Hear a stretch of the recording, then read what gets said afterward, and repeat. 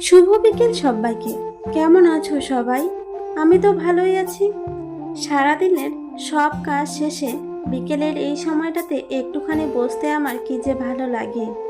আমাদের বাড়ির একটা গলি আছে, এই সময়টা সেই সুন্দর হাওয়া দেয়। আমি এক কাপ চা বানিয়ে বসে পড়ি সেখানে হাওয়া খেতে। চা খাওয়া শেষ হতেই চোখ গেল স্নান করার পর রোদে মেলে দেওয়া এই কাপড়গুলোর দিকে। সত্যি বলতে আমার এই কাপড় গুছানোর কাজটা না প্রচণ্ড আলসেমি লাগে, একদমই করতে ইচ্ছে করে না। কিন্তু ফেলে রেখে তো লাভ নেই, কাজটা যেহেতু আমার, করতে তো আমাকেই হবে। এখন না করলেও রেখে দিলে আরও বেশি আলসেমি লাগবে। জামা কাপড়গুলো ভাঁজ করছি আর ভাবছি আমাদের সংসারের কাজগুলো ঠিক এমনই। প্রতিদিন কত ছোট ছোট কাজ আমরা হাসি মুখে করে ফেলি, তাও শুনতে হয় কি কি করো, কোনো কাজই তো করো না। দেখতে দেখতে সব কাপড় সুন্দর করে গুছিয়ে আলমারিতে রাখা হয়ে গেল। তারপর চলে এলাম রান্নাঘরে সবজিগুলো কাটতে। সবজিগুলো আগেই কেটে রাখলাম যাতে রাতে রান্না করতে সুবিধা হয়।